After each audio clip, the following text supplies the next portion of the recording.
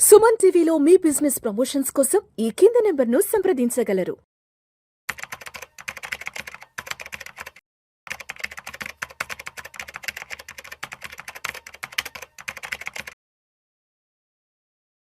నమస్తే, welcome to Suman TV. నేను విష్ణు. ప్రస్తుతం మనతో పాటు senior stock market analyst Ramachandramurthy గారు ఉన్నారు. వారితో మాట్లాడదాం.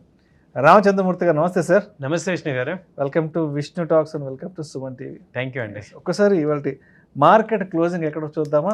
7th August Friday weekend. ఇవాళ సెన్సెక్స్ విషయానికి వస్తే 455 పాయింట్ల నష్టంతో 78,499 వద్ద క్లోజ్ అయింది. నిఫ్టీ విషయానికి వస్తే 65 పాయింట్ల నష్టంతో 24,570 వద్ద క్లోజ్ అయింది.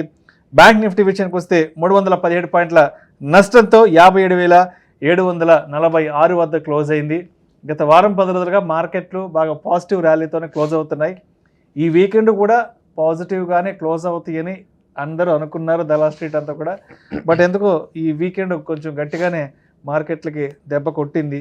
ఏంటంటారు కారణాలు? ఎందుకంటే ఒకవైపు ఎఫ్ఐలు కూడా మార్కెట్స్లోకి వచ్చేస్తున్నారన్న గుడ్ న్యూస్ అయితే మార్కెట్ అంతా నడుస్తుంది, దలాల్ స్ట్రీట్ అంతా సందడి చేస్తుంది.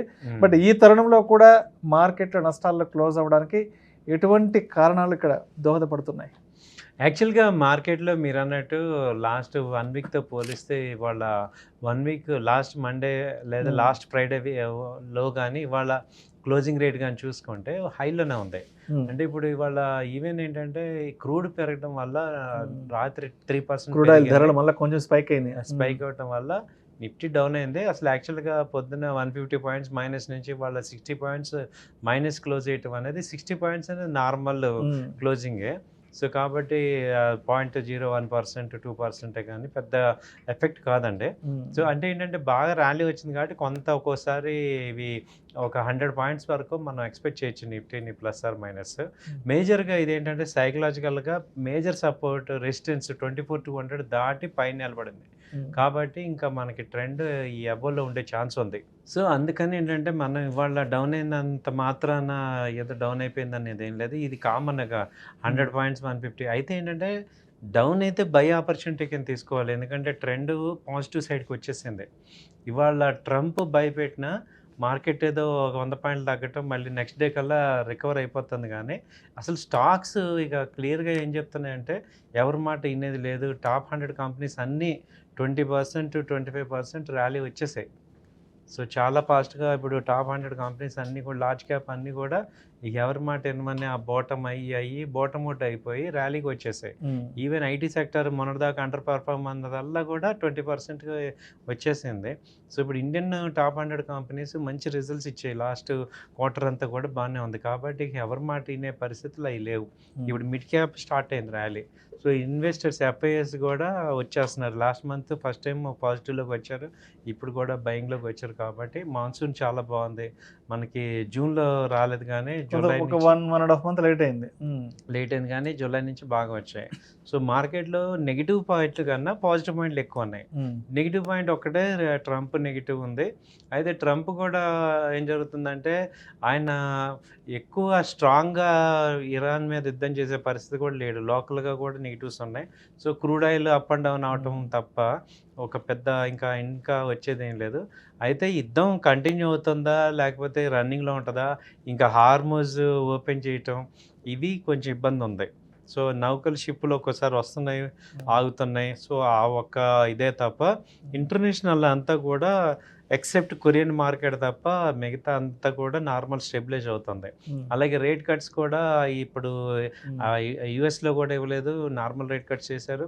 అలాగే నార్మల్గానే ఉంది ఇక్కడ కూడా. ఫెడ్ కూడా నెక్స్ట్ 2 months రేట్ లేదు.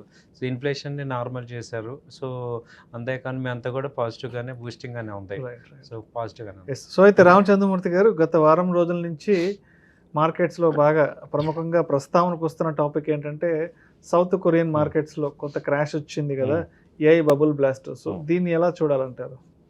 ఇది యాక్చువల్గా ఏంటంటే ఒక సెక్టర్ బాగా అవుట్ పర్ఫామ్ చేస్తుంది అనుకుంది బరస్ట్ అవుతుంటే మనకి ఒక రకంగా ఐ ఓపెనింగ్ లాగా అవుతుంది. లాస్ట్ టైం .com ఎలాగైందో ఇప్పుడు ఐటీ అన్నారు, ఏఐ అన్నారు. దాని మీద లాస్ట్ 6 months బ్యాక్ చాలా సూపర్ అని చెప్పారు. అక్కడ ఏమైందంటే సౌత్ కొరియాలో ఈ బరస్ట్ అయిపోయి కంప్లీట్గా అంటే ఏమంటున్నారు మళ్ళీ ఇప్పుడు ఓవర్ వాల్యూ అయిపోయింది కాబట్టి అండర్ వాల్యూకి వచ్చింది అంటారు, ప్రాఫిట్ బుకింగ్ జరుగుతుంది అంటున్నారు. సో ఏ మీద అంత హెవీ ఎక్స్పెండిచర్ అవుతుంది కానీ అవుట్కమ్ అంత ఇదిగా ఉంటుందా లేదా అనేది మళ్ళీ ఇప్పుడు డౌట్లు వస్తున్నాయి అందరికీ కూడా. సో ట్రెడిషనల్ ఇది అవుతుంది. బట్ సౌత్ కొరియా అయితే దాదాపు 20% 25% ఫాల్ అయింది. మళ్ళీ మొన్న ఎంతో 5% అలా 6% రికవర్ కూడా అవుతుంది. మేజర్గా అక్కడ మనకి సామ్సంగ్ హ్యాండ్రీ 2 కంపెనీస్ ఉన్నాయి. సో ఆ 2 కంపెనీస్ డౌన్ అవటం అనేది జరుగుతుంది. సో అవి మళ్ళీ స్టెబిలైజ్ అవుతుంటాయి.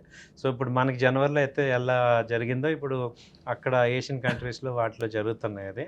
సో ఇప్పుడు దానివల్ల మనకి ఒక రకంగా అడ్వాంటేజ్, కాంపిటేటర్ వీకెడ్ కాబట్టి మనకి ఎఫ్ఐఎస్ వచ్చే ఛాన్స్ ఉంది. తైవాన్ కూడా కొంచెం ర్యాలీ తగ్గింది కాబట్టి ఈ సెమీ కండక్టర్ ఇండియాలో కూడా స్టార్ట్ అవుతున్నాయి కాబట్టి మనకి అది ఒక రకంగా బెనిఫిటే.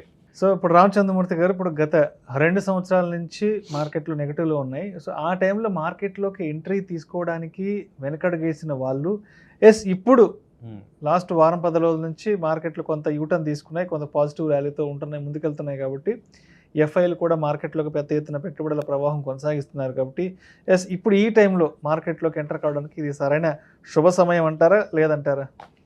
యాక్చువల్గా అండి ఇది మనం అందరం లాస్ట్ 5 years నుంచి కూడా మార్చుతున్న ధోరణి ఇదే. అందరూ ఏంటంటే రీటైల్ ఇన్వెస్టర్స్ పెరిగిపోయాక వస్తున్నారు. మార్కెట్ ర్యాలీ యాక్చువల్గా తగ్గినప్పుడు ఇప్పుడు చూడండి ఏ కంపెనీ తీసుకునే వాళ్ళు 25% పెరిగింది. సో అదే మనం లాస్ట్ 2 years నుంచి కూడా చెప్తున్నాం ఇది బాటము ఇన్వెస్టర్స్కి హోల్డ్ చేసుకోవచ్చు ఒక 6 నెలలు అంటే. సో ఇప్పుడు కూడా ఇంకా నేను చేయను అంటే ఆల్రెడీ పెరుగుతున్నప్పుడు చేయక బాటంలో చేయలేదు, కొన్ని రివర్స్ అవుతున్నప్పుడు కూడా బై చేసుకోకపోతే ఇంకా పీక్ వెళ్ళాక మీరు మళ్ళీ అదే మిస్టేక్స్ చేయకండి. అట్లీస్ట్ ఇప్పుడు కనుక మీరు కొంత అమౌంట్ ఉంది మార్కెట్ ఇన్వెస్ట్మెంట్ చేసే ఆలోచన ఉంటే మాత్రం ఇది శుభ సమయమే. ఎందుకంటే మేజర్గా అప్ ట్రెండ్ స్టార్ట్ అయింది. సో అట్లీస్ట్ 20% అప్ ట్రెండ్ నుంచి అయినా పట్టుకుంటే కనీసం ఇంకో 30% ర్యాలీ ఉంటుంది. సో దాన్నన్నా బెనిఫిట్ అవ్వచ్చు, బై అండ్ డిప్స్లో అన్నా చూసుకోవచ్చు. ఇప్పుడేమంటారు కరెక్షన్ ఎక్కుతా మళ్ళీ ఎంటర్ అవుతా అంటారు. సో అంటే ఏంటంటే ఇంకా మనం మనీని ఇన్వెస్ట్ చేయకపోతే కొంత అమౌంట్ అన్నా మనం చేసుకోకపోతే అంటే ట్రెడిషనల్ ఇన్వెస్టర్స్కి నేను చెప్పదలుచుకుంది ఏంటంటే మనం సపోజ్ ఇప్పుడు మనం స్టాక్ మార్కెట్లో ఇన్వెస్ట్ చేయలేదు అనుకోండి, ఆ డబ్బుని మనం వేరే చోట చేస్తాం, గోల్డ్ కానీ లేకపోతే ల్యాండ్ కానీ లేకపోతే ఇంకో దానిలో ఇన్వెస్ట్ చేస్తాం. ఇప్పుడు ల్యాండ్ గోల్డ్ ఎటు రేట్లు బాగా పెరిగిపోతున్నాయి కాబట్టి మీ దగ్గర 1 లక్ష 2 లక్షలు స్మాల్ అమౌంట్ ఉంది, దాన్ని కొంత అమౌంట్ ఇప్పుడు హెచ్డిఎఫ్సి బాగా తగ్గింది దానిలో పెట్టుకోవటం, అలా కొన్ని ట్రెడిషనల్గా స్ట్రాంగ్ కంపెనీస్ కానీ లేకపోతే గ్రోయింగ్ సెక్టర్స్ ఇప్పుడు మనకి ఎలక్ట్రిక్ వెహికల్ సెక్టర్ ఉంది, సోలార్ సెక్టర్ ఉంది, ఈవీ సెక్టర్, సెమీ కండక్టర్, ఇవన్నీ చెప్తున్నాం కాబట్టి అలాంటి సెక్టర్స్లో ఇన్వెస్ట్ చేసుకొని కొంత అమౌంట్ చేసుకుంటే మంచి వెల్త్ క్రియేట్ అవుతుంది. సో చేసుకోవచ్చు. సో రామచంద్రమూర్తి గారు, ఇప్పుడు చాలామంది ఫైనాన్షియల్ ఎక్స్పర్ట్స్ ఏం చెప్తున్నారంటే ఆగస్ట్ నుంచి మార్కెట్లు మంచి బుల్లిష్ ర్యాలీ స్టార్ట్ అయ్యే అవకాశం ఉంది, మార్కెట్లు ఇక్కడి నుంచి మంచి అప్రతిహతంగా ముందుకెళ్ళే అవకాశం ఉందని ఆల్మోస్ట్ చాలా మంది ఫైనాన్షియల్ ఎక్స్పర్ట్స్ చెప్తున్నారు. వై బికాస్ ఎఫ్ఐఎస్ అనే వాళ్ళు మళ్ళీ కంబ్యాక్ అవుతున్నారు కదా. సో ఇప్పటి నుంచి మార్కెట్లోకి ఎంట్రీ తీసుకొని ఇన్వెస్ట్ చేద్దాం అనుకున్న వాళ్ళకి మంచి అంటే అనుకూలమైన సెక్టర్స్ ఏమున్నాయి? Good question sir. ఇది ముందు ఇన్వెస్ట్ అవుదాం డిసైడ్ అయ్యాం, ఇప్పుడు ఏం చేయాలి, ఏ సెక్టర్ ఏంటి? ఎఫ్ఐలు కూడా పెద్ద ఎత్తున ఏ సెక్టర్స్ లోకి మనీ పంప్ చేస్తున్నారు అంటే ఇప్పుడు బాగా పెరుగుతున్న సెక్టర్ ఫైనాన్స్ సెక్టర్ సార్. మంచి రిజల్ట్ వచ్చే బజాజ్ ఫైనాన్స్, అలాగే చోళమండలం ఫైనాన్స్, శ్రీరామ్ ఫైనాన్స్ ఇవి బాగా వచ్చాయి. తర్వాత రియాలిటీ సెక్టర్ ఒకటి బాగా పెరుగుతుంది. బ్యాంకింగ్లో అయితే ఇప్పుడు గవర్నమెంట్ బ్యాంకింగ్ ఎస్బీఐ రిజల్ట్స్ కూడా బాగానే వచ్చాయి, గవర్నమెంట్ బ్యాంకింగ్ బాగానే ఉంది. సో ఈవెన్ ప్రైవేట్ బ్యాంక్స్ కూడా బ్యాంకింగ్ సెక్టర్ బాగానే ఉంది.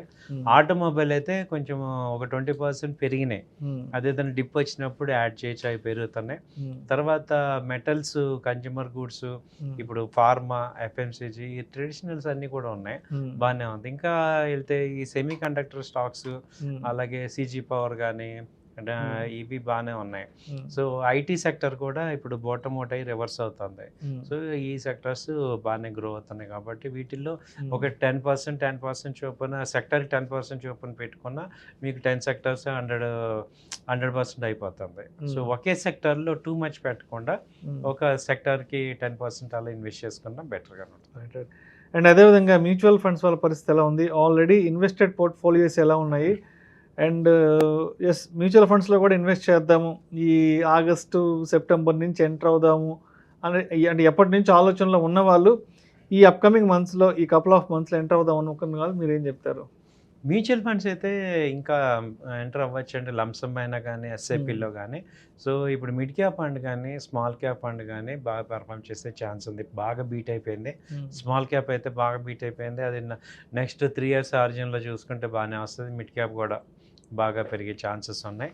అలాగే మెటల్స్, ఇది ప్రెషియస్ మెటల్స్, మెటల్ ఇండెక్స్లో కూడా ఇన్వెస్ట్ చేయొచ్చు. గోల్డ్ సిల్వర్ కూడా బాగా పెరిగే ఛాన్స్ ఉన్నాయి.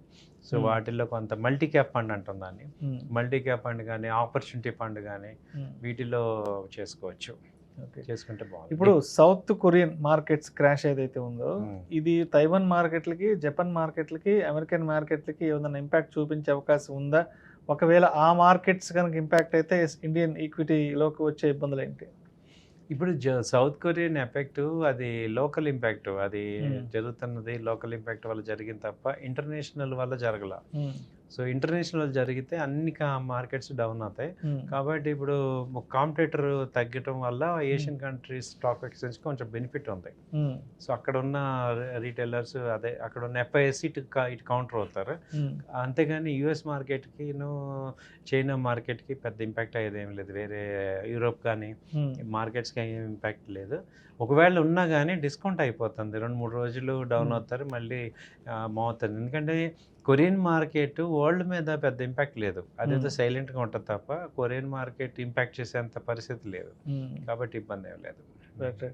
సో మొత్తానికి ఈ వీక్ అంతా కూడా అంటే ఆగస్టు ఫస్ట్ వీక్ అంతా కూడా మార్కెట్లు మ్యాక్సిమం కొంత పాజిటివ్గానే క్లోజ్ అయినాయి. బట్ ఈ వీకెండ్లో కొంత దెబ్బపడింది కాబట్టి ఎస్ అంటే నెక్స్ట్ వీక్ నుంచి మనకు 10వ తారీఖు నుంచి మార్కెట్లకి కలిసి వచ్చే అంశాలే ఉన్నాయి, సవాల్గా ఎదురుపడే అంశాలే ఉన్నాయి నెక్స్ట్ వీక్ నుంచి.